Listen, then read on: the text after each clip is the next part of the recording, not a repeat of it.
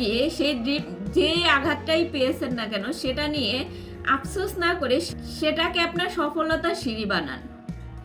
সেই যে জিতটা, যে মানুষটা আপনাকে কষ্ট দিয়েছে, আপনাকে কথা শুনিয়েছে, এই জিতটা মনের মধ্যে পুষে রাখেন এবং এই জিতটা দিয়ে আপনি এমন একটা সিঁড়ি তৈরি করুন যে সিঁড়িতে এত দূর উপরে উঠে যান, যে মানুষটা আপনাকে কথা শুনিয়েছে সেই মানুষটা একদিন আপনাকে দেখে প্রাউড ফিল করবে এবং আপনার কাছে যেতে লজ্জিত বোধ করবে।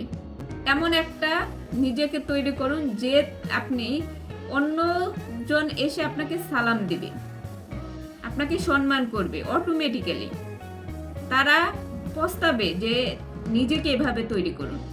শুধু ডিপ্রেশনে পড়ে আমার তো এই হয়ে গেছে, সেই হয়ে গেছে, অমুক এই করছে, অমুক এই বলছে, এটা কোনো ব্যাপারই না।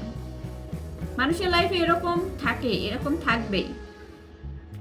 আপনি যদি নিজেকে সামাল দিতে না পারেন, আপনি অন্যজনকে দেখেন যে আপনার থেকে বেশি কষ্টে মানুষ আছে, আপনার থেকে কত কষ্টের মানুষ আছে, তারপরেও তারা বাঁচতেছে, আপনার মতো এত ভেঙে পড়ে নাই। আপনার চেয়েও খুব বেশি কষ্টের মানুষ এই পৃথিবীতে আছে, যারা কিনা নিজেকে শক্ত করে নিজেকে এমন জায়গায় পৌঁছেছে যে যে জায়গা থেকে নিচের মানুষগুলো ছুতেও পারে না। অতএব ডিপ্রেশনে না গিয়ে নিজেকে এমনভাবে প্রস্তুত করুন যেখান থেকে সবাই আপনাকে সালাম করবে, সম্মান দিবে।